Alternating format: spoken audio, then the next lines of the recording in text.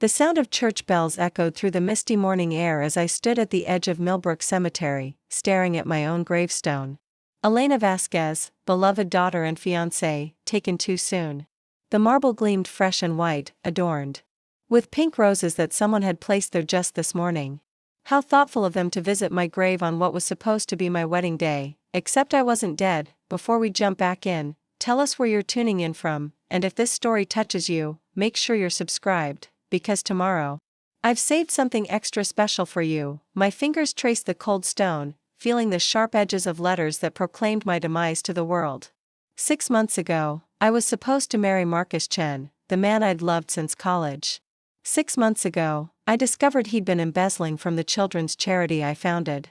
6 months ago, when I confronted him with the evidence, he tried to kill me, almost succeeded. 2. The morning fog swirled around my ankles as I walked through the cemetery gates, my heels clicking softly on the wet pavement.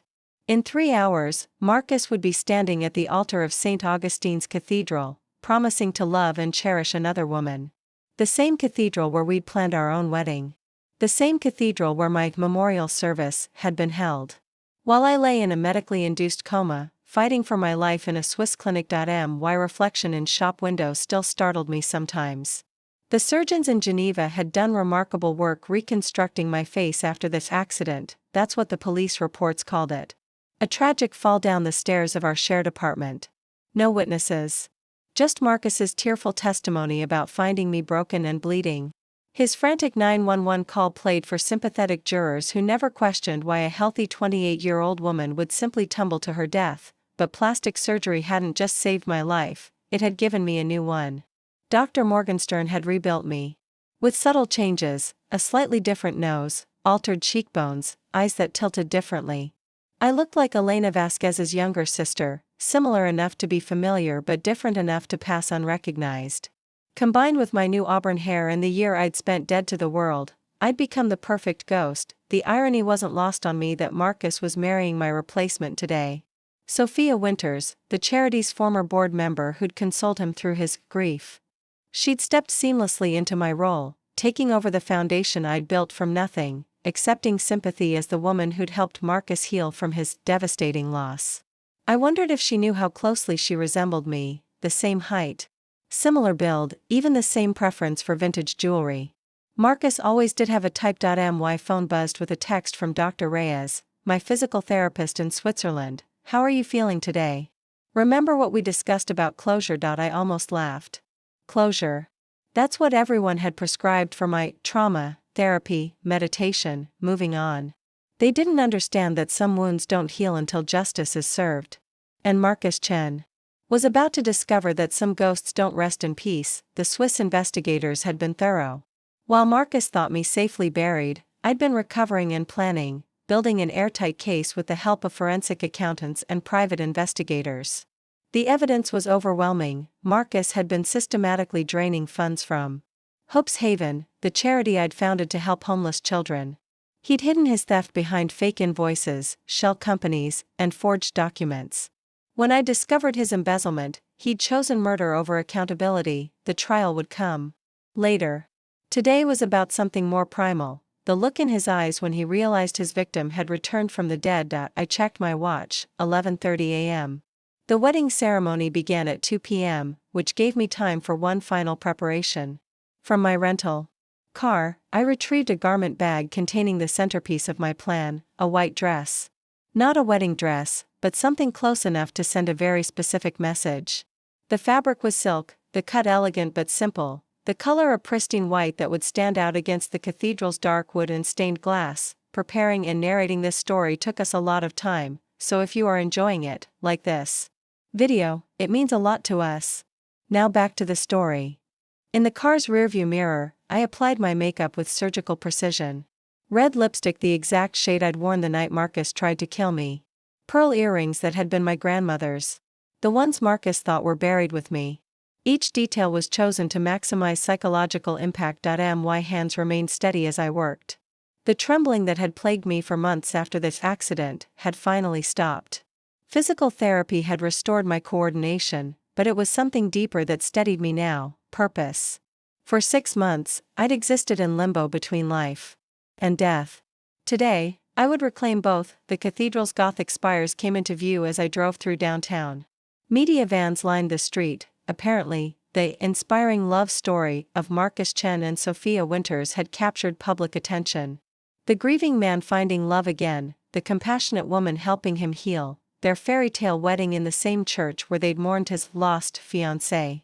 The press loved a good redemption narrative. They were about to get a much better story. I parked 3 blocks away and walked toward the cathedral, my white dress flowing in the autumn breeze. Wedding guests were arriving in expensive cars, their faces bright with anticipation. I recognized many of them, colleagues from the charity, Marcus's family, friends who'd sent flowers to my funeral. They'd all believed the lie so completely. Mourning me while celebrating my would-be murderer. Through the cathedral's open doors, I could see the decorations, white roses and baby's breath, the same flowers that adorned my fake grave. Marcus had always been sentimental in his cruelty. I found a coffee shop across the street with a clear view of the cathedral entrance. The barista, a young woman with kind eyes, smiled as she took my order. "You look beautiful," she said, admiring my dress. "Are you going to the wedding?" "In a way," I replied, accepting my cup with hands that no longer shook. "I'm delivering a message." The clock on the coffee shop wall read 1:45 p.m. Guests were filing into the cathedral now, their chatter carrying across the street. I could see Marcus's groomsmen gathering near the altar through the open doors, their tuxedos sharp and formal. Everything was proceeding according to plan, Marcus's plan, but he'd made one critical error in his calculations. He'd assumed that pushing someone down a flight of stairs would be enough to keep them quiet permanently. He'd underestimated the power of a woman who'd built a charity from nothing, who'd survived being orphaned at 16, who'd fought for every success in her life. He'd underestimated me. At 1:58 p.m., I stood up from my table, smoothed my white dress, and walked toward the cathedral. The wedding guests were all seated now, the doors beginning to close for the ceremony. I could hear the opening notes of the processional music drifting across the plaza. My reflection in the cathedral's bronze doors showed a woman transformed, not just by surgery, but by purpose. Elena Vasquez had been naive enough to trust the man who'd tried to destroy her. The woman walking into this church was something else entirely: justice in a white dress, truth in human form, a ghost who'd come to collect what was owed. The heavy doors swung open silently as I stepped inside. The cathedral was packed, every pew filled with people who'd mourned my death and celebrated my killer's new beginning. At the altar, Marcus stood resplendent in his black tuxedo, his face glowing with happiness as he waited for his bride. He looked exactly the same, dark hair perfectly styled, confident smile, the charming demeanor that had once made me believe I was the luckiest woman alive. The same hands that had held me were the ones that had pushed me. The same lips that had whispered, "I love you," had lied to police about finding my body. The processional music swelled as Sophia appeared at the back of the cathedral in her flowing white gown. She was beautiful, radiant, every inch the perfect bride. Marcus's face lit up as he saw her, his eyes bright with what looked like genuine love. Perhaps he'd even convinced himself that he deserved this happiness, that killing me had been necessary for his greater good. I took a seat in the back pew, my white dress blending with the other wedding guests' formal attire. No one looked at me twice, just another well-dressed woman attending a society wedding. I was invisible in plain sight, a ghost among the living. The ceremony proceeded with clockwork precision. Sophia glided down the aisle like a princess in a fairy tale, her smile radiant as she approached the altar. Marcus took her hand with the same tender gesture he'd once used with me, his voice strong and clear as he spoke his vows about eternal love and unwavering commitment. The pastor's voice echoed through the cathedral as he reached the traditional moment every wedding guest anticipated. If anyone present knows of any lawful impediment why these two persons may not be joined together in holy matrimony, speak now or forever hold your peace. The cathedral fell silent. 300 guests held their breath, following the ancient ritual that no one ever actually interrupted. Marcus smiled confidently, squeezing Sophia's hand as they waited for the formality to pass. That's when I stood up. The rustle of my white dress against the wooden pew seemed to echo through the cathedral like thunder. Heads began to turn as I stepped into the aisle, my heels clicking against the marble floor with each measured step toward the altar. Marcus's smile faltered as he noticed the disturbance. His eyes found mine across the sea of wedding guests, and I watched his face transform from confusion to recognition to absolute terror. The color drained from his cheeks as our eyes met. His mouth opened slightly, as if he were seeing an actual ghost, which, in a sense, he was. "I object," I said, my voice carrying clearly through the stunned silence of the cathedral, but I didn't stop there. I had 6 months of words to say, 6 months of truth to tell, and a captive audience of 300 witnesses. "I object," I repeated, continuing my walk down the aisle, "because the groom is already married, to murder." The silence that followed my words was deafening. 300 wedding guests sat frozen in their pews, their faces a mixture of confusion, shock, and dawning recognition. The organist's hands had stilled on the keys, leaving only the sound of my footsteps echoing through the cathedral as I continued my deliberate march toward the altar. Marcus's best man, David Kim, stepped forward protectively. "Security," he called out, his voice cracking with uncertainty. "There's someone." "There's no one," I interrupted smoothly, never breaking stride. "I'm Elena Vasquez. You remember me, don't you, David? You gave a beautiful eulogy at my funeral." David's face went white as recognition hit him like a physical blow. He stumbled backward, nearly colliding with the other groomsmen who were staring at me as if I'd materialized from thin air. Behind me, the cathedral erupted in chaos. Guests were rising from their seats, pointing, whispering frantically to each other. Camera phones appeared as people tried to capture what they were witnessing. The bride's mother, a distinguished woman in royal blue, had fainted into her husband's arms, but my focus remained on Marcus. He stood paralyzed at the altar, his face cycling through emotions like a broken kaleidoscope: terror, disbelief, rage, and something that might have been relief. His mouth moved soundlessly, as if he were trying to speak but had forgotten how to form words. Sophia, resplendent in her wedding gown, looked between Marcus and me with growing horror.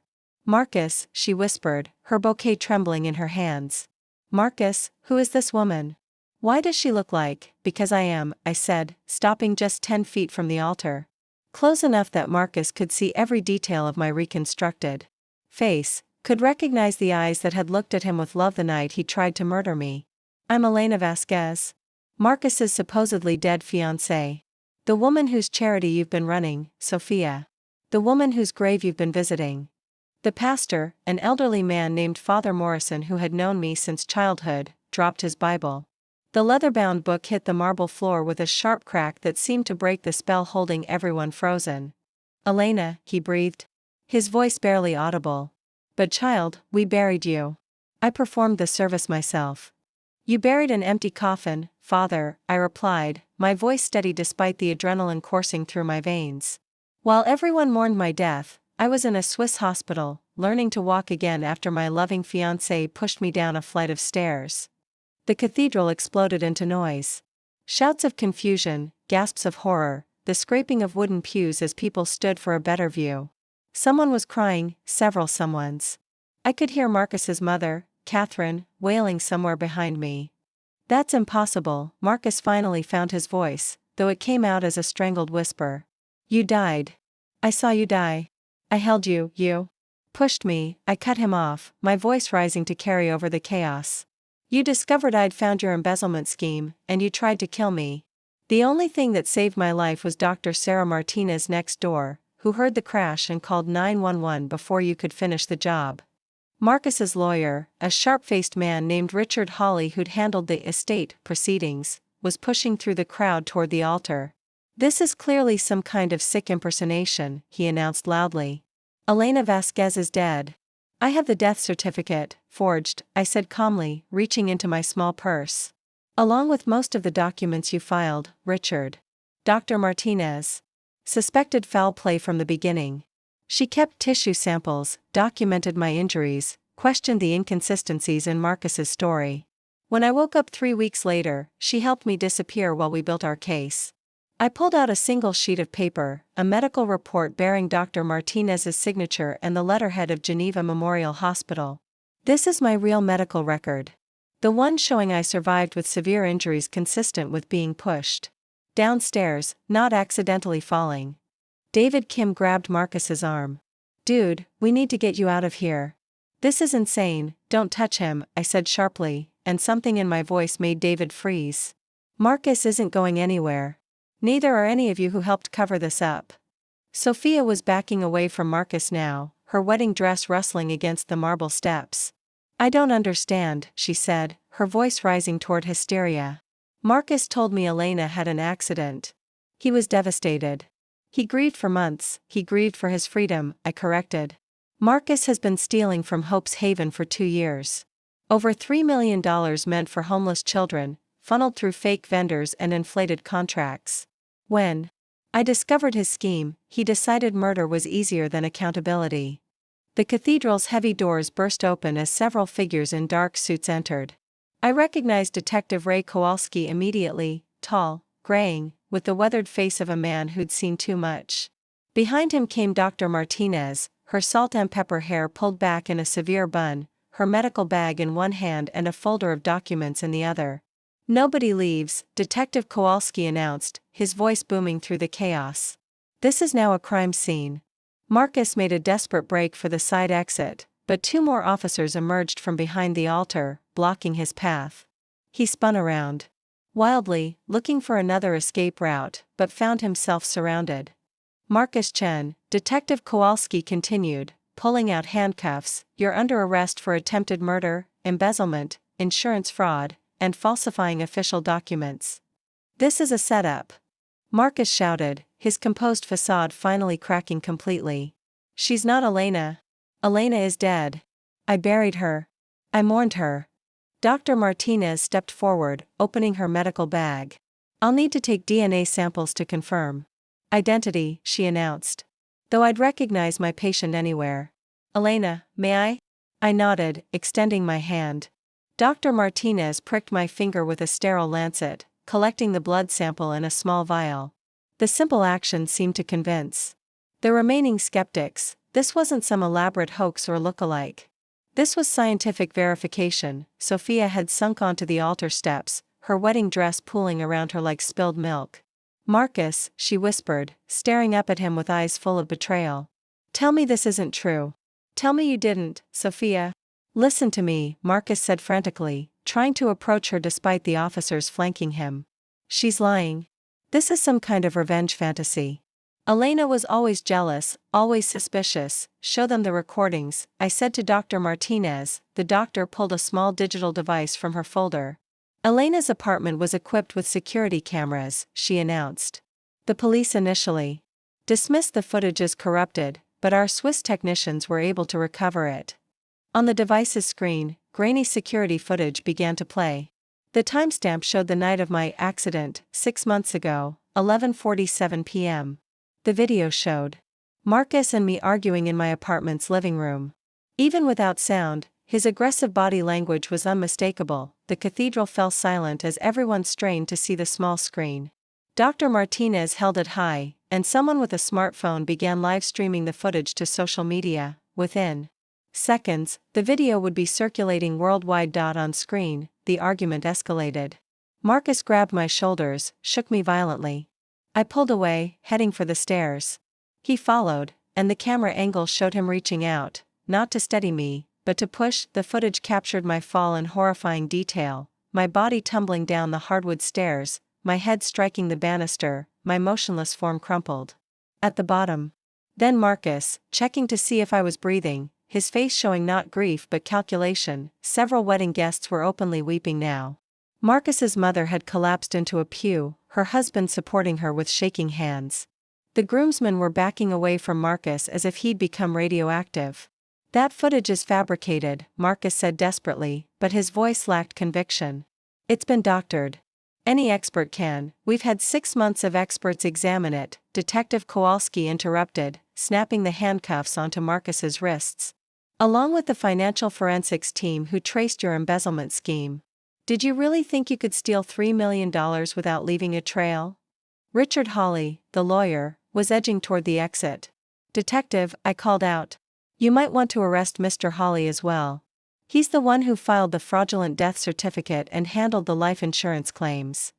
Hawley broke into a run, but 2 officers were waiting by the doors. As they tackled him, papers scattered from his briefcase, insurance documents, forged medical reports, bank records showing suspicious transfers. The chaos in the cathedral was reaching a crescendo. Wedding guests were filming everything, calling friends and family, trying to process what they were witnessing. Some were attempting to leave, but officers were stationed at every exit, checking IDs and taking contact information. Through it all, I stood calmly in my white dress, watching justice finally unfold. The woman who had died 6 months ago was witnessing the resurrection of truth. Father Morrison approached me cautiously, his weathered hands shaking. "Elena, my child," he said softly, "I am so deeply sorry. We should have questioned, should have investigated more thoroughly." "You believed what you were told," I replied gently. "Marcus was always convincing. That's how he got away with it for so long." Sophia stood up slowly, her wedding dress rustling as she faced Marcus. "You let me take over her charity," she said, her voice hollow with realization. "You let me speak at memorial events, honor her memory, while you knew." "Sophia, please," Marcus begged, struggling against his restraints. "I love you. This doesn't change what we have. You tried to murder another woman," she screamed, her composure finally breaking. "You stole money from homeless children. You let me fall in love with a killer." She ripped off her engagement ring, a 3-carat diamond that had probably been paid for with stolen charity funds, and threw it at Marcus's feet. The ring skittered across the marble, coming to rest near my shoes. I bent down and picked it up, examining the stone in the cathedral's colored light. "Tiffany setting," I observed. "About $15,000. That could have fed 50 homeless families for a month." The ring made a satisfying clink as I dropped it into the collection plate near the altar. Detective Kowalski was reading Marcus's rights, his voice steady and professional despite the circus surrounding them. "You have the right to remain silent. Anything you say can and will be used against you in a court of law." As Marcus was led away, he turned back one last time, his eyes meeting mine. In that moment, I saw not the charming man I'd fallen in love with, but the cold calculator who'd pushed me down those stairs. "This isn't over, Elena," he said quietly, his words meant for me alone. "You think you've won, but you have no idea what you've started." I smiled, the expression feeling foreign on my reconstructed face. "I started this the moment I survived your murder attempt. Everything that happens next is just the echo." The cathedral doors closed behind Marcus Chen, and I realized that the hardest part wasn't over. It was just beginning. The media would descend like vultures. The legal proceedings would take months.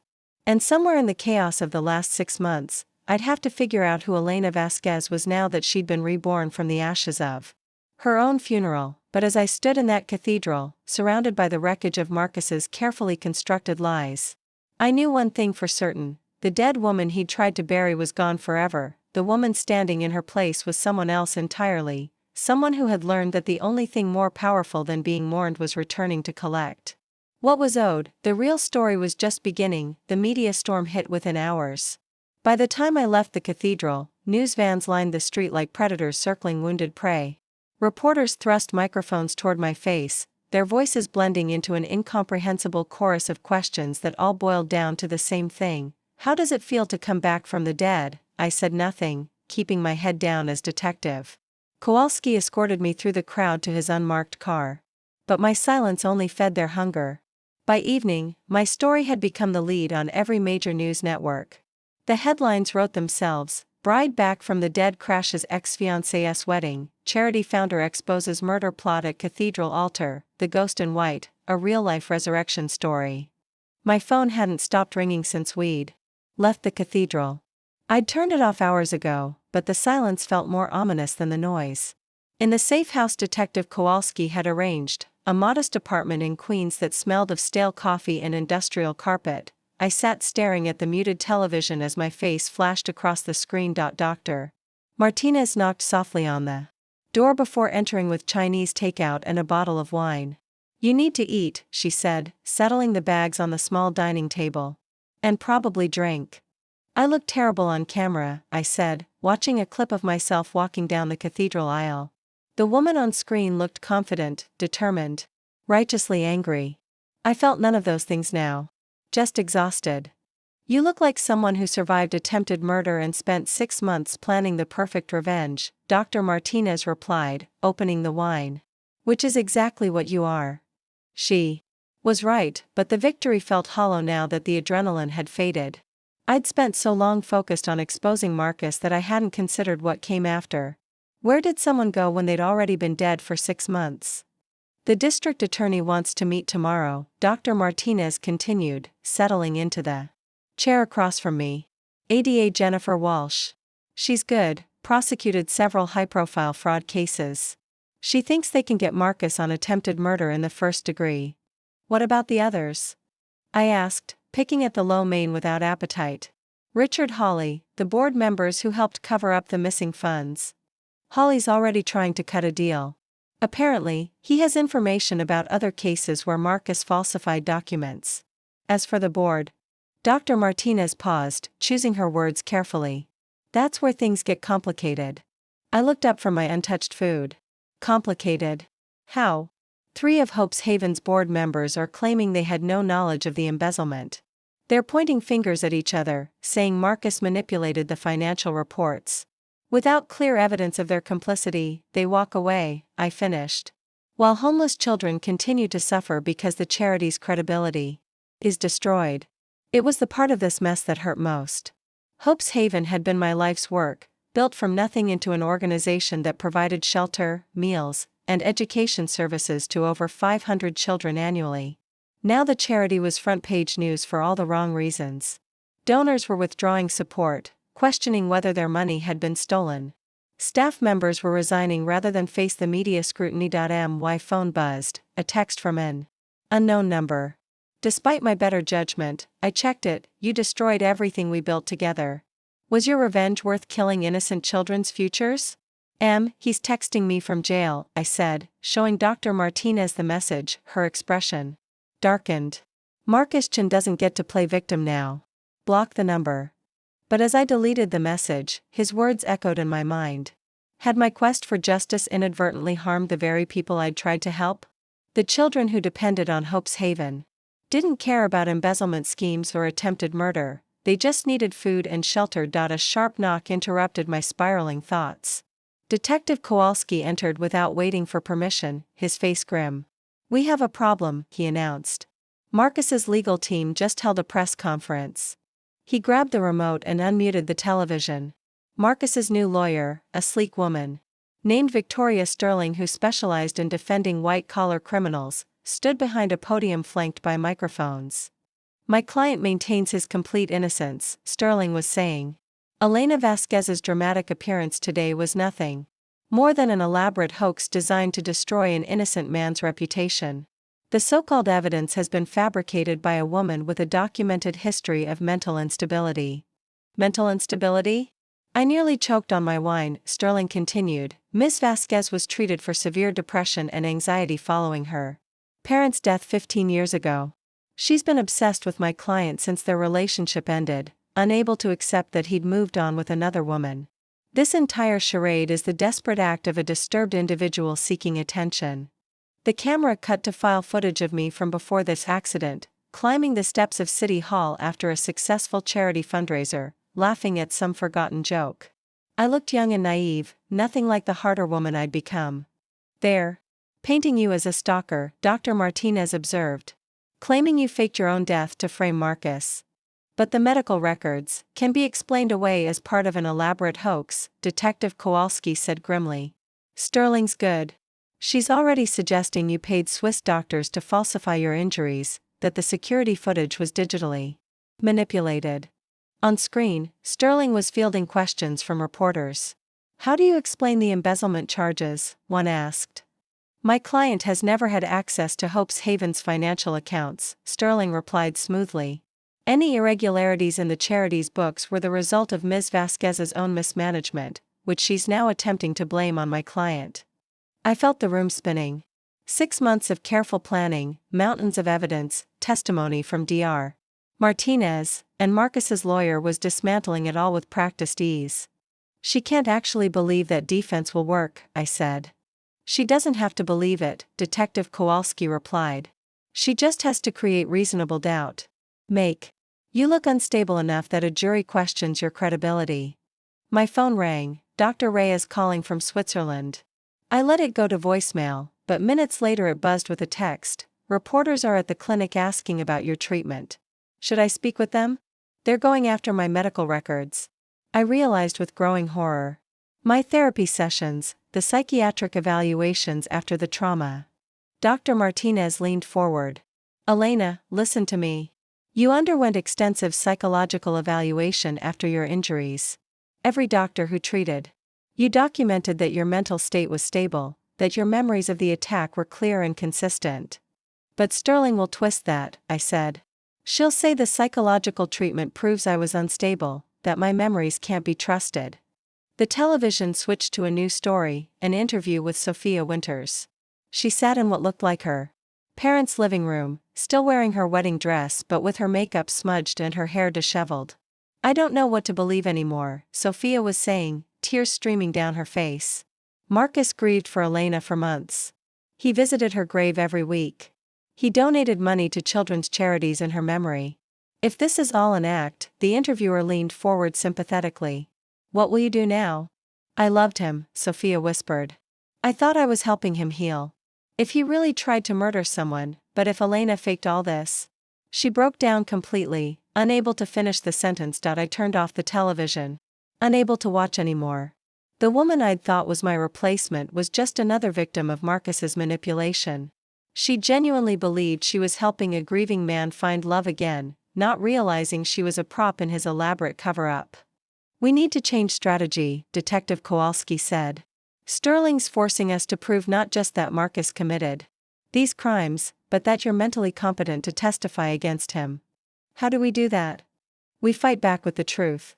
Every piece of evidence, every witness, every documented fact that proves your story. And we do it before Sterling can poison the jury pool any further. Dr. Martinez pulled out her laptop. I'll start compiling all your medical records from Switzerland.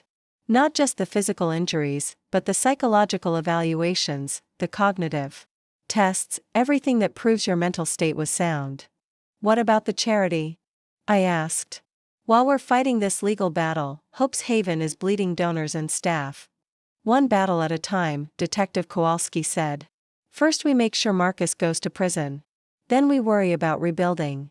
But I was already thinking ahead, forming a plan that went beyond just punishing Marcus. If Sterling wanted to paint me as mentally unstable, I'd show the world exactly how stable and calculating I could be. I want to hold a press conference, I announced. Both of them stared at me. Elena, Dr. Martinez said carefully, that might not be wise. Anything you say can be used against you in court.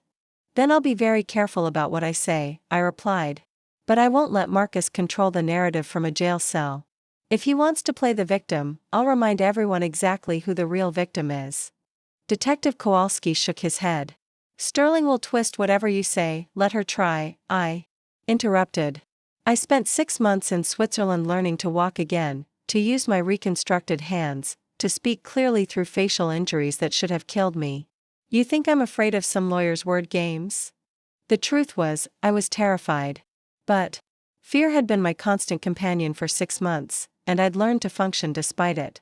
Tomorrow, the world would see Elena Vasquez not as a victim or a vengeful ghost, but as a survivor who refused to be silenced. My phone buzzed with another unknown number.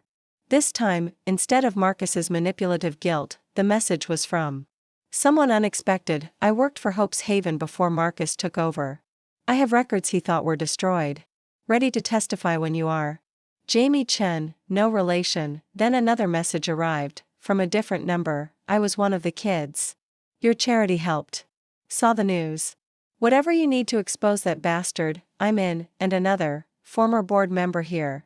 I was forced out when I questioned financial discrepancies. Have emails that prove cover-up. Within an hour, my phone was flooded with messages of support. Former employees, families who'd been helped by the charity, whistleblowers who'd been silenced by Marcus's influence. The very people Sterling assumed would abandon me were rallying to my defense. Maybe I'm not as alone as Marcus hoped, I said, scrolling through the messages. Dr. Martinez smiled for the first time all day. Sterling made a mistake going public so aggressively. She's given your supporters a reason to come forward. Detective Kowalski was reading over my shoulder. Some of these people have evidence we didn't even know existed. If half of them testify, Marcus's defense collapses, I finished. He's not just fighting me anymore. He's fighting everyone he hurt along the way. But even as hope began to creep back in, I knew this was only the beginning.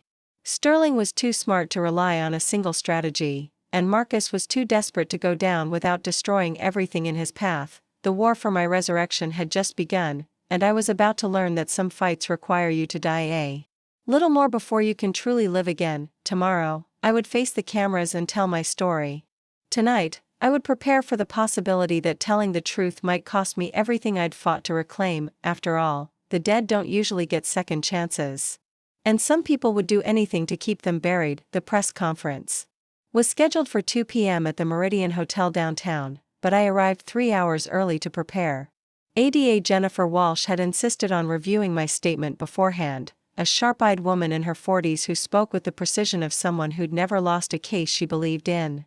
"Remember," she said as we sat in the hotel's business center, "Victoria Sterling will pick apart every word you say. Stick to facts, avoid emotional language, and whatever you do, don't let them bait you into appearing unstable." I nodded, adjusting the navy blue blazer I'd chosen for its professional appearance. Gone was yesterday's white dress. Today I needed to look like a credible witness, not a vengeful ghost. "There's something else," Walsh continued, sliding a thick folder across the table. "Jamie Chen contacted our office this morning with additional evidence. What's in here? It changes everything." Inside the folder were photocopies of financial documents I'd never seen before, emails with timestamps going back 5 years, and bank records showing transactions that made my discovery of Marcus's embezzlement look like the tip of an iceberg. Hopes Haven wasn't his first target, I breathed, scanning the documents. "He's been doing this for years." 3 other charities in different states, Walsh confirmed. "Always the same pattern: charm his way into a relationship with someone connected to the organization, gain access to financial systems, then systematically drain funds while building a paper trail that would implicate his girlfriend if discovered." The implications hit me like a physical blow. The women before me, Sarah Chen in Portland, victim of a tragic car accident after discovering financial irregularities. Amanda Foster in Denver, who committed suicide when the charity she founded faced bankruptcy. Lisa Park in Chicago, who disappeared during a hiking trip after questioning missing funds. My hands shook as I flipped through police reports, obituaries, newspaper clippings.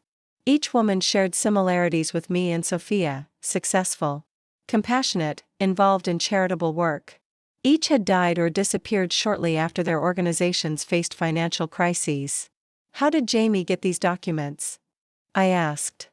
"She's been investigating Marcus for 2 years, Walsh explained. Her sister was Sarah Chen. She never believed the car accident story and started tracking Marcus's pattern across the country. When she saw your story yesterday, she realized she finally had a living witness." The hotel's conference room was already filling with reporters when we arrived. Camera crews jostled for position while journalists checked their equipment and reviewed their notes. I recognized several faces from the morning news shows, their expressions mixing skepticism with anticipation. Victoria Sterling was there too, seated in the front row with a legal pad and a recorder. She looked impeccably professional in a charcoal gray suit, her silver hair pulled back in a severe bun. When our eyes met, she smiled, a predator's smile that said she was ready for battle. Detective Kowalski took the podium first, establishing the basic facts of the case. As he spoke, I watched the reporters' faces, trying to gauge their receptiveness. Some looked sympathetic, others appeared doubtful, a few seemed bored by the procedural details. Then it was my turn. 6 months ago, I began, my voice steady despite my racing heart. I discovered that my fiancé had stolen over $3 million from the children's charity I founded. When I confronted him with evidence of his crimes, he attempted to murder me by pushing me down a flight of stairs. Sterling was already taking notes, probably cataloging my word choices for later attack. I continued anyway. What I didn't know at the time was that I was the 4th woman Marcus Chen had targeted in an identical scheme. I survived because of quick medical intervention and pure luck. 3 other women weren't so fortunate. A murmur ran through the crowd. This wasn't the story they'd expected. Sarah Chen, Amanda Foster, and Lisa Park were all charitable organization founders or board members who discovered financial irregularities connected to Marcus. All three died under suspicious circumstances before they could expose his crimes. I could see reporters frantically texting their editors, realizing they were witnessing something much bigger than a simple murder attempt. Victoria Sterling's confident expression had shifted to barely concealed alarm. The evidence connecting. These cases spans 5 years and 4 states, I continued, nodding to Detective Kowalski, who began distributing copies of Jamie's documents to the press. Financial records show Marcus systematically targeted women in the nonprofit sector, used romantic relationships to gain access to organizational funds, then eliminated anyone who threatened to expose him. A reporter in the third row raised her hand. Ms. Vasquez, how do you respond to allegations that you fabricated this evidence to frame Mr. Chen? I'd respond by asking why I would fabricate evidence implicating him in 3 other murders, I replied.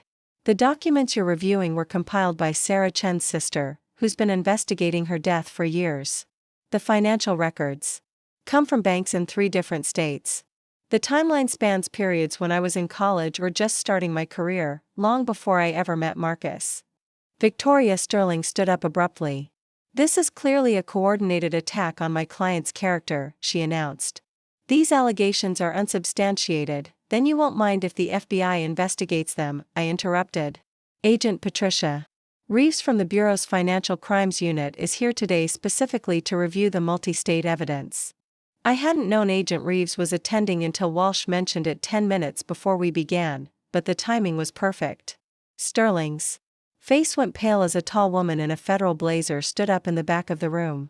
The FBI will be conducting a full investigation into potential serial financial crimes and related homicides, Agent Reeves announced.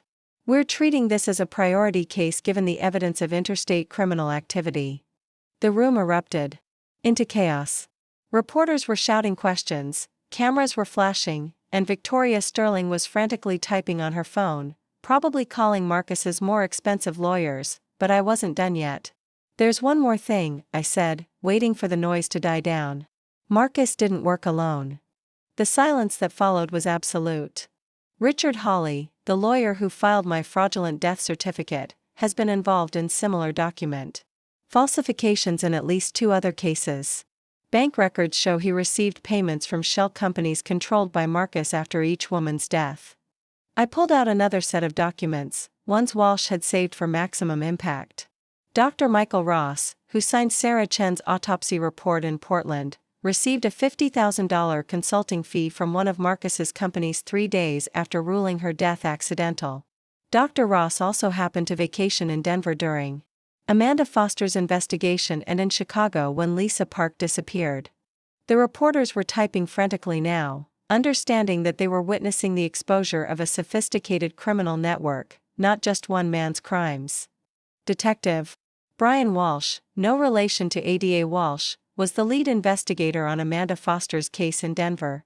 He closed the investigation after only 3 days and received early retirement with full benefits 6 months later.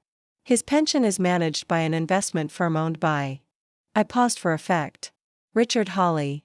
Victoria Sterling was gathering her papers, clearly preparing to leave. But Agent Reeves stepped forward to block her exit.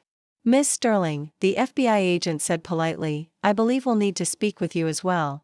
Our preliminary investigation shows your firm received payments from several companies that appear to be Marcus Chen fronts. We'd like to understand the nature of that attorney-client relationship. Sterling's composure finally cracked. This is outrageous, she sputtered. I've represented Mr. Chen for less than 24 hours. Any previous payments date back 3 years, Agent Reeves finished, including a substantial retainer paid immediately after Lisa Park's disappearance. We'll need to review all communications between your firm and Mr. Chen during that period. I watched Sterling's face cycle through emotions as she realized the trap she'd walked into. By aggressively defending Marcus and attacking my credibility, she'd drawn attention to her own involvement in his schemes. A reporter from the Times raised his hand. Ms. Vasquez, if this criminal network is as extensive as you claim, how did you survive when 3 other women didn't? 2 reasons, I replied. First, Dr. Sarah Martinez next door was a trauma surgeon who recognized attempted murder when she saw it. She kept tissue samples and documented evidence before anyone could interfere. Second, Marcus got overconfident. He'd gotten away with murder 3 times, he stopped being careful. "What's your goal now?" another reporter asked. "What do you want to see happen?" I thought about the women whose stories I'd read that morning, whose voices had been silenced by Marcus's violence. About the children who'd been denied help because their charitable funds had lined his pockets. About Sophia, manipulated into becoming an unwitting accomplice to his cover-up. "I want justice," I said simply. "Not just for me, but for Sarah, Amanda, and Lisa. For every charity he robbed, every child he hurt, every person whose trust he betrayed.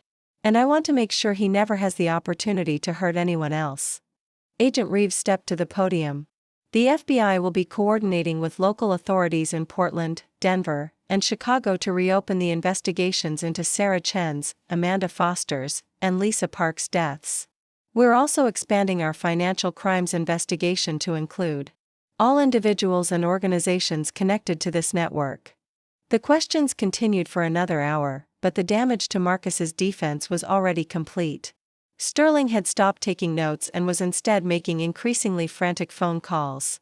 The reporters who'd seemed skeptical that morning were now treating me like a credible witness rather than a potentially unstable victim. As the press conference ended, Detective Kowalski approached me with an update. "Marcus is requesting to speak with you," he said quietly. "Claims he has information that could help with the other cases." I almost laughed. "He wants to make a deal." "Probably. His new legal team, Sterling was replaced an hour ago, likely. Told him he's looking at multiple murder charges across 4 states. Life in prison or the death penalty in states that still have it." I considered the offer. Part of me wanted to face Marcus again, to see his reaction to the complete collapse of his elaborate schemes. But another part knew that whatever he wanted to tell me would be just another manipulation, another attempt to control the narrative. "Tell him I'll consider it," I said finally. "After the FBI finishes their investigation. After Sarah, Amanda, and Lisa get the justice they deserve. After every corrupt official and lawyer in his network is arrested. Then maybe I'll listen to what he has to say." As I left the hotel, my phone was already buzzing with messages from supporters, interview requests from national news shows, and calls from other potential victims who'd recognized similar patterns in their own experiences with Marcus. The woman who'd walked into that cathedral yesterday had wanted to expose one man's crimes. The woman walking out of this press conference had accidentally uncovered something much larger, a network of corruption that had been operating in shadows for years. Marcus Chen wasn't just a killer and embezzler. He was the center of a web that stretched across state lines and involved dozens of accomplices. And somehow, by refusing to stay dead, I'd given law enforcement the living witness they needed to bring down the entire operation. The resurrection was complete. Now came the reckoning, but as I walked toward Detective Kowalski's car, a nagging voice in the back of my mind whispered a warning. People who kill to protect secrets don't usually stop at one murder. And Marcus still had allies I hadn't identified. Yet, the web was unraveling, but some spiders bite when cornered. The safe house felt like a tomb. 3 days had passed since the press conference, and the FBI had moved me to a secure location in the Bronx after intercepting communications suggesting Marcus's remaining network was planning to eliminate their problem witness. Agent Reeves had been blunt. "You've cost some very powerful people a lot of money and freedom. They want you gone." I sat at the kitchen table reviewing case files, my bodyguard, Agent Marcus Torres, ironically sharing my would-be killer's name, positioned by the window with clear sight lines to the street. The files spread before me contained the life stories of women I'd never met but whose fates were now intertwined with mine. Sarah Chen had been a pediatric nurse who'd founded a children's medical charity in Portland. The photos showed a laughing woman with kind eyes, surrounded by sick children she'd helped. Her accident had occurred 2 weeks after she'd discovered discrepancies in the charity's medical equipment purchases, equipment that had never been delivered. Amanda Foster's file was thicker. A former teacher who'd created an after-school program for disadvantaged kids in Denver, she'd been found dead in her apartment with a suicide note that handwriting experts now suspected was forged. The note confessed to embezzling funds that had actually been stolen by Marcus through falsified vendor invoices. Lisa Park's case was the most disturbing. A former social worker who'd started a women's shelter in Chicago, she disappeared during what was supposed to be a solo camping trip. Her body had never been found, but credit card records showed someone, presumably Marcus, had used her cards for weeks after her disappearance to maintain the illusion she was still alive. Each of them discovered his theft within days of their deaths, I murmured, connecting the timeline patterns with red string on the improvised evidence board Agent Torres had helped me construct. And each of them had isolated themselves by questioning the finances, Torres observed, joining me at the table. He probably encouraged them to investigate quietly, made them think they were protecting the organization by not involving authorities. Just like he'd done with me. Marcus had been sympathetic when I'd first noticed the irregularities, suggesting we handle it internally to avoid damaging Hope's Haven's reputation. He'd even offered to help investigate, probably to monitor how close I was getting to the truth.my. Secure phone rang, Agent Reeves calling with an update. "We've made 3 more arrests," she announced without preamble. Dr. Michael Ross in Portland is being charged with falsifying autopsy reports and evidence tampering. Detective Brian Walsh in Denver is facing corruption charges and conspiracy to commit murder. And we picked up Judge Patricia Monroe in Chicago. Turns out she fast-tracked the closure of Lisa Park's estate and sealed the investigation files. A judge?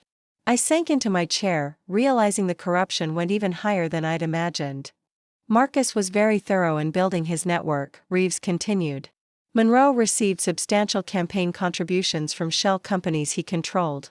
In exchange, she made sure Lisa Park's case was buried and her assets were transferred to Marcus through a fraudulent will. The implications were staggering. Marcus hadn't just killed these women, he'd systematically erased them, stealing not only their lives but their legacies. Their charities had been shut down or absorbed by other organizations, their work forgotten, their impact on the world diminished to protect his crimes. "There's something else," Reeves said, her tone growing more serious. "We intercepted a phone call between Richard Hawley and someone we haven't identified yet. They're planning something for tonight." Agent Torres was already moving, checking his weapon and radio. "Time to move?" he asked. "Not yet," Reeves replied through the phone speaker. "We want to catch them in the act. Elena, I need you to understand, what they're planning isn't just another attempt on your life. They want to stage it as a suicide, complete with a confession note admitting to fabricating evidence against Marcus." The room felt like it was spinning. Even from his jail cell, Marcus was orchestrating my destruction, trying to transform me from victim to villain in the public narrative. If they succeeded, he'd be released as the victim of a vindictive ex-fiancée's elaborate revenge fantasy. "I won't hide anymore," I said, surprising myself with the firmness in my voice. "Set the trap. Use me as bait." "Absolutely not," Torres interjected. "That's not how witness protection works." But Reeves was quiet for a long moment. "Actually," she said slowly, "it might be our best option. If we can catch them attempting to murder Elena, we'll have the evidence we need to connect the entire network." "Are you seriously considering this?" Torres demanded. "I'm considering ending this," I replied. 3 women are dead because they trusted the system to protect them. Sarah reported her suspicions to the charity board, who ignored her. Amanda told her boyfriend about the missing funds, he was working with Marcus. Lisa confided in her lawyer, who sold her out. "I won't make their mistakes." Agent Reeves's voice crackled through the phone. "Elena, if we do this, it has to be completely controlled. Multiple surveillance teams, backup agents, and you wear a wire that broadcasts everything live to our command center." "What exactly are they planning?" I asked. "The intercepted call mentioned making it look like you couldn't handle the pressure of lying about Marcus, that guilt drove you to confess and commit suicide. They have a forged note ready that admits to fabricating all the evidence." The audacity was breathtaking. Even facing multiple murder charges, Marcus was still trying to manipulate the narrative, still convinced he could lie and charm his way out of consequences. "How would they stage it?" Torres asked reluctantly. "Overdose, probably," Reeves replied. "Same method they used with Amanda Foster. Pills that would be consistent with someone suffering from depression and guilt." I thought about Sophia, still dealing with the media aftermath of our destroyed wedding, trying to rebuild her life after learning she'd been manipulated by a serial killer. If Marcus's network succeeded in discrediting me, she'd be painted as another victim of my alleged vindictive lies. Set it up, I decided. But I want guarantees. If something goes wrong, if they somehow succeed in killing me, the evidence against Marcus and his network goes public immediately. All of it. Elena, Torres started. Agent Torres, I interrupted, 3 women trusted the system and died. I'd rather die fighting than hiding. The plan came together quickly. Agent Reeves's team would stage my apparent return to my old apartment, the scene of Marcus's attempted murder, making it look like I was breaking FBI protection to retrieve personal items. The building would be surrounded by federal agents, but their presence would be concealed. I would wear a wire that transmitted directly to the command center, and sharpshooters would have clear sight lines from adjacent buildings. As evening approached, I found myself staring at my reflection in the safe house bathroom mirror. The woman looking back was a far cry from the naive charity founder who'd fallen in love with Marcus Chen 2 years ago. The physical reconstruction had changed my appearance, but the deeper transformation was internal. I'd become someone harder, more calculating, willing to risk everything for justice. Dr. Martinez arrived an hour before the operation to check my medical readiness. Your heart rate is elevated but stable, she reported after examining me. Elena, you don't have to do this. There are other ways to catch them. Not ways that guarantee they can't hurt anyone else, I replied. If this network has been operating for 5 years, how many other women have they targeted? How many more will they kill if we don't stop them completely? She squeezed my hand gently. Sarah, Amanda, and Lisa would be proud of you. The wire was surprisingly small, a nearly invisible device that clipped inside my shirt collar, transmitting everything to receivers positioned around the building.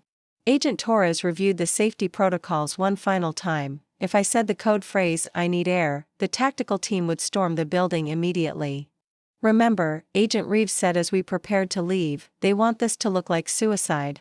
Which means they'll try to get you to ingest something voluntarily. Play along until we can identify everyone involved, then give us the signal. The drive to my old apartment felt surreal.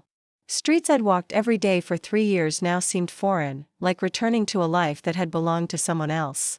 The building looked the same from the outside, but I knew every window contained federal agents, every parked car held surveillance equipment. Agent Torres stayed in the car, maintaining radio contact as I approached the building's entrance.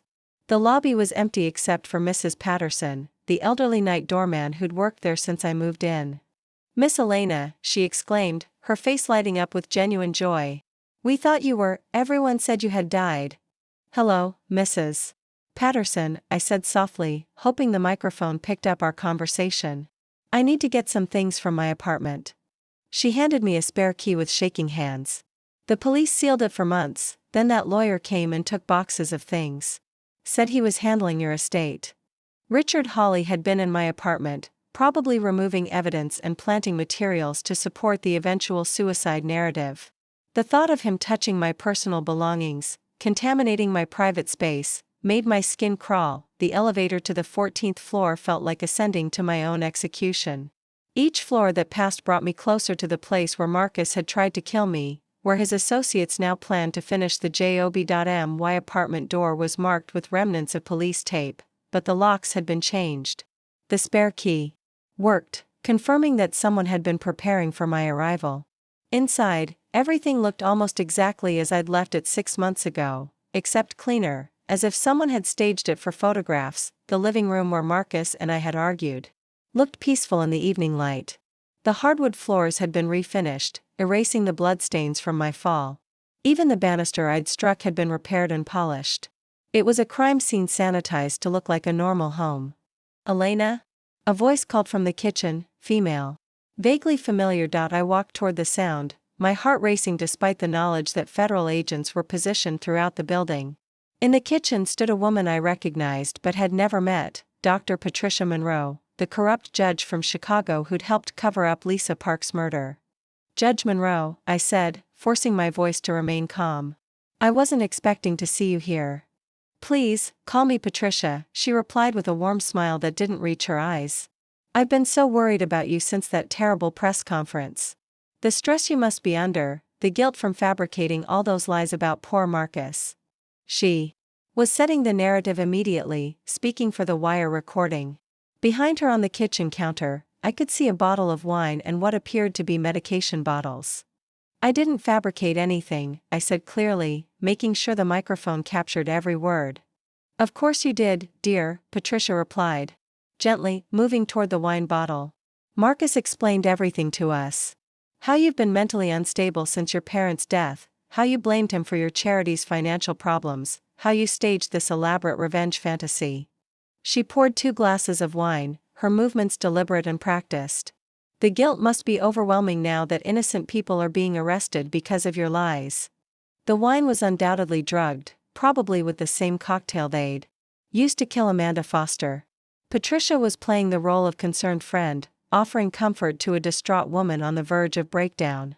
Who else is involved, Patricia? I asked, accepting the wine glass but not drinking. How many people has Marcus recruited to help him murder women? Her mask slipped slightly. No one was murdered, Elena. 3 tragic deaths, yes, but, Sarah. Chen's autopsy showed blunt force trauma inconsistent with a car accident, I interrupted. Amanda Foster had defensive wounds on her hands before she allegedly took those pills. Lisa Park's body was never found because you helped Marcus dispose of it. Patricia's friendly demeanor was evaporating. You're unwell, dear. The stress has made you paranoid, delusional. That's why we're here to help. I asked. Heavy footsteps echoed from the hallway, and Richard Hawley appeared in the kitchen doorway.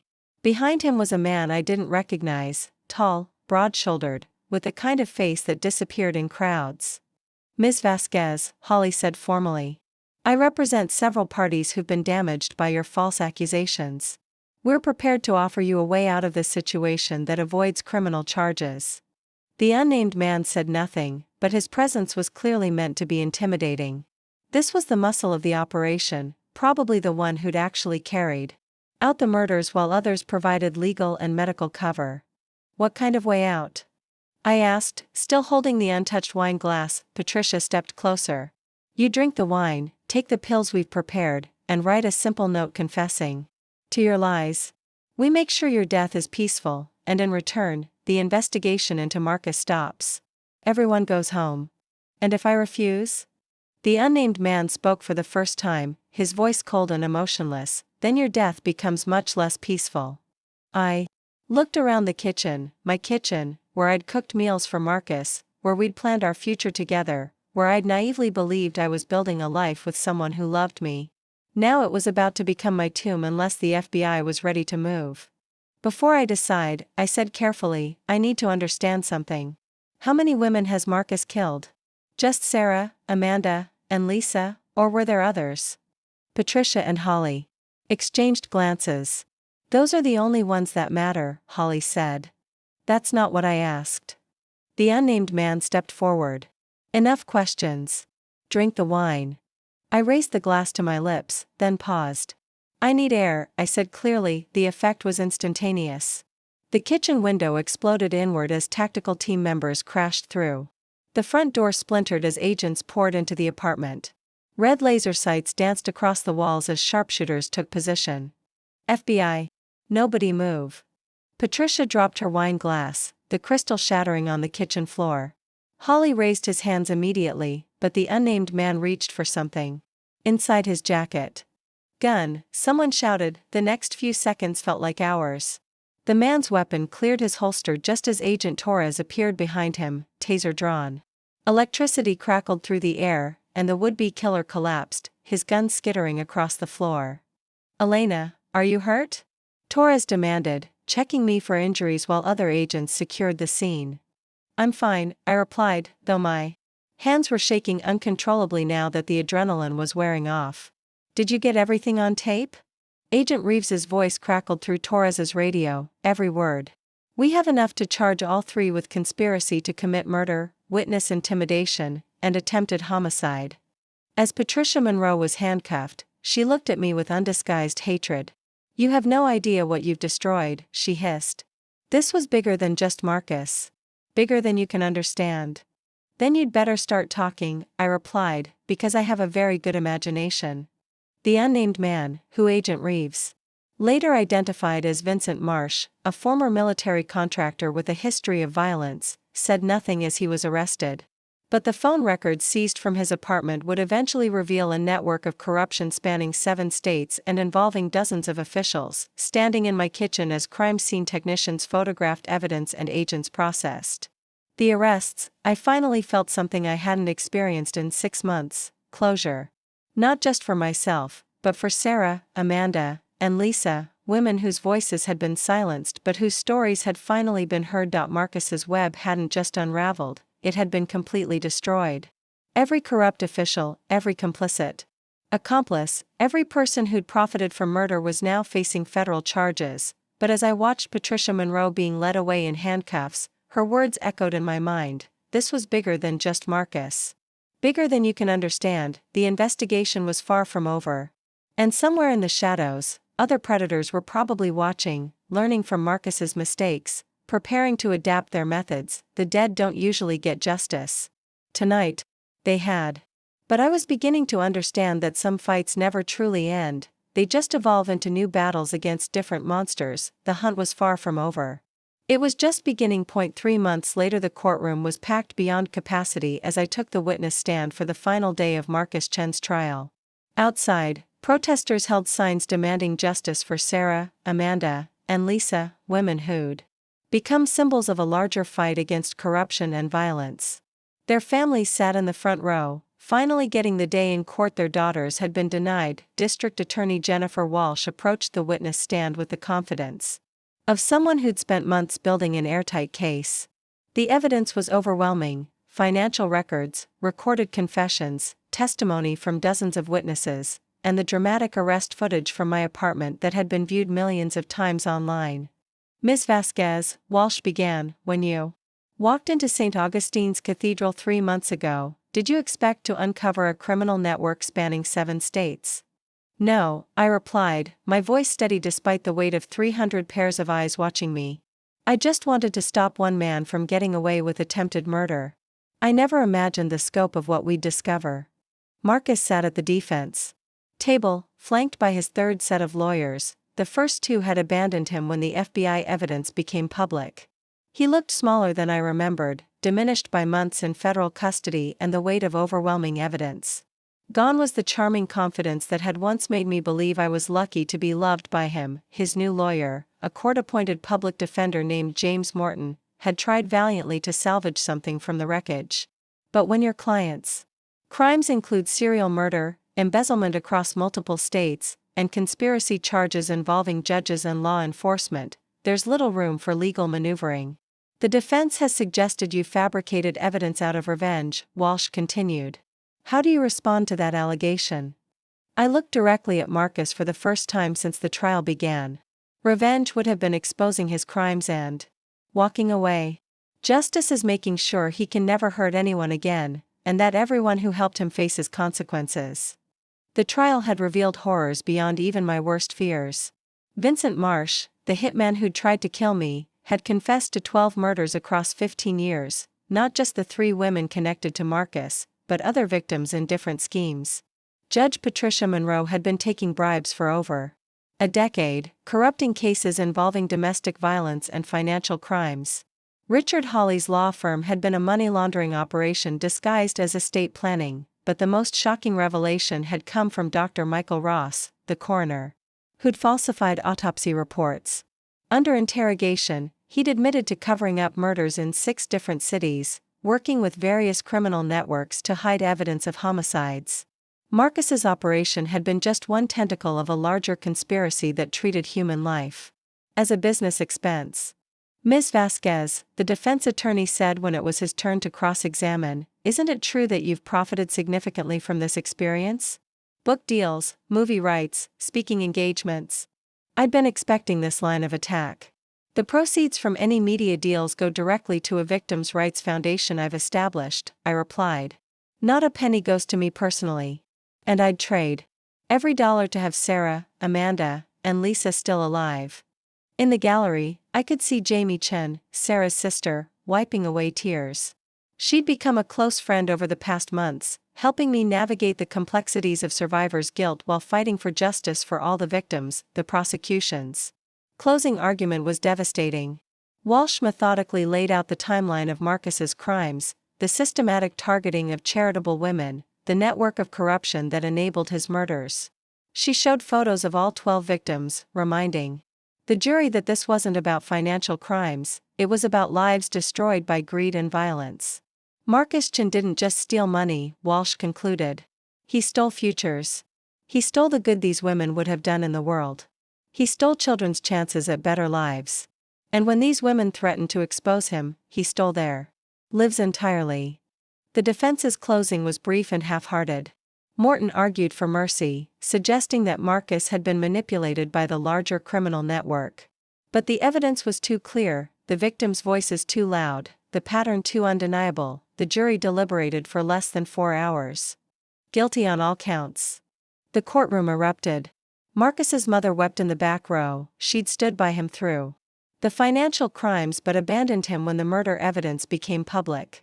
Sophia Winters, who'd testified about Marcus's manipulation and deception, sat quietly with tears streaming down her face. As Marcus was led away in shackles, he turned back once more.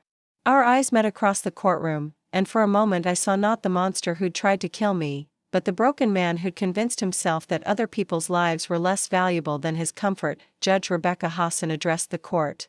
Before sentencing, Mr. Chen, you have been found guilty of 12 counts of conspiracy to commit murder, 7 counts of first-degree murder, multiple counts of embezzlement, and conspiracy charges in a criminal enterprise. The scope of your crimes is staggering, the callousness breathtaking. She paused, looking directly at Marcus. You targeted women who dedicated their lives to helping others. You exploited their compassion, betrayed their trust, and when they threatened your schemes, you had them killed. There is no rehabilitation for what you've done, no redemption that can restore the lives you've taken. I sentence you to life in prison without the possibility of parole on each murder count, to be served consecutively. Additionally, you will serve 25 years for each conspiracy and embezzlement charge. You will never leave federal prison. The gavel fell with finality. Marcus Chen, who'd once bragged about his power and influence, would spend the rest of his life in a concrete cell, but the trials weren't over. Vincent Marsh had already been sentenced to death in 3 different states. Judge Patricia Monroe faced 40 years for corruption and conspiracy. Richard Hawley was serving 25 years for money laundering and accessory to murder. Dr. Michael Ross had been given life in prison for falsifying evidence in dozens of murder cases. The ripple effects continued spreading. The FBI investigation had uncovered similar networks in 12 other cities, leading to over 100 arrests.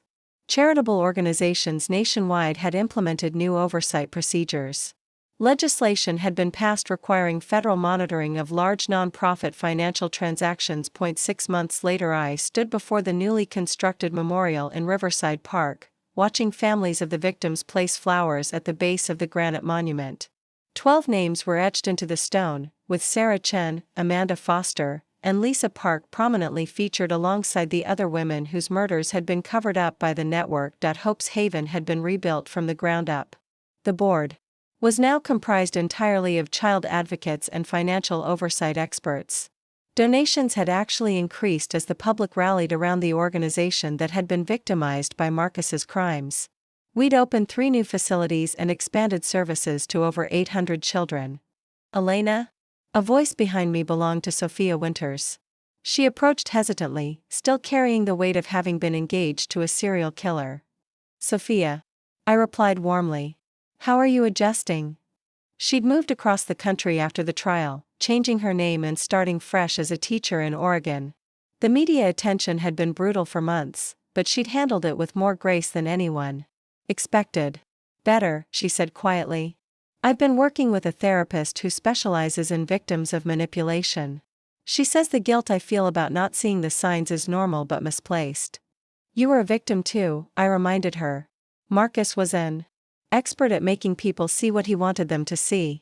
We stood together in comfortable silence, watching children play in the distance, children who were alive and safe because the network that had threatened them was gone. Do you ever wonder what would have happened if you hadn't survived? Sophia asked. I considered the question carefully. He would have killed again, I said finally. And again. Until someone else was strong enough or lucky enough to stop him. But it was you, she said. You were the one strong enough. That night, I sat in my new apartment, a penthouse with security systems and clear sight lines, nothing like the place where Marcus had tried to kill me. My phone rang with the weekly check-in. From Agent Reeves. Any developments? I asked. 3 more cities have requested FBI assistance with cold cases involving missing charitable workers, she reported. The investigation keeps expanding. We estimate Marcus's network may have been connected to over 30 murders nationwide. The scope was still growing. Each arrest led to new evidence, new victims, new connections to other criminal enterprises. Marcus hadn't just been a killer, he'd been part of an ecosystem that treated violence as a business model. What about the civil suits? I asked. 17 families have filed wrongful death suits against the various institutions that enabled the network. The payouts will be substantial, though no amount of money can truly compensate for what was lost. After ending the call, I opened my laptop and began working on the Victims' Rights Foundation's annual report. We provided assistance to over 200 families affected by violent crimes, funded legal advocacy for dozens of cases, and established scholarship programs in each victim's name. Sarah Chen's scholarship supported nursing students who planned to work with disadvantaged children. Amanda Foster's program funded teachers working in underserved communities. Lisa Park's foundation helped women leaving abusive relationships start their own businesses. Each scholarship recipient represented the good that could grow from terrible tragedy, the lives that could be saved because others had been lost. 1 year later, the anniversary of my resurrection was marked not with celebrations but with quiet reflection. I'd established a tradition of visiting the memorial every year on the date I'd walked into that cathedral, bringing fresh flowers and spending time remembering the women whose voices had been silenced. This year, I wasn't alone. Jamie Chen had flown in from Portland, bringing her teenage daughter who'd never met her Aunt Sarah but had grown up hearing stories of her compassion.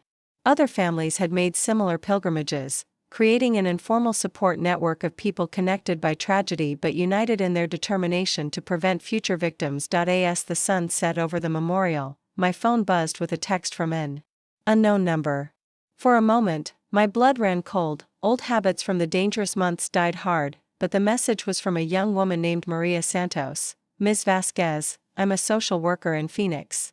I think I've identified a pattern similar to what happened with Marcus Chen. Can we talk? I smiled, typing back immediately. Of course. Let me connect you with Agent Reeves and our legal team. You're not alone. The fight wasn't over. It would never be completely over. But each time someone recognized the warning signs, each time a potential victim trusted their instincts, each time justice was served, the world became a little safer. Standing at the memorial as darkness fell, I thought about the woman who died on those stairs 6 months before my wedding. Elena Vasquez, the naive charity founder who'd believed love could conquer all, was gone forever. The woman who'd risen from her ashes was something different, scarred but stronger, suspicious but not cynical, determined to ensure that other women wouldn't have to die for justice to be served. I was no longer the victim of Marcus Chen's violence. I was the guardian of the promise I'd made to Sarah, Amanda, Lisa, and all the others. Their deaths would not be in vain, their stories would not be forgotten, and their killers would never stop paying for what they'd done. As I walked away from the memorial, my phone was already ringing with calls from investigators, journalists, and advocates. The work continued, the fight evolved, and somewhere in the darkness, justice was preparing to catch the next predator who thought human life was disposable. The dead had spoken through my voice. Now the living would carry their message forward. And I would make sure it was heard. Up next, you've got 2 more standout stories right on your screen. If this one hit the mark, you won't want to pass these up. Just click and check them out.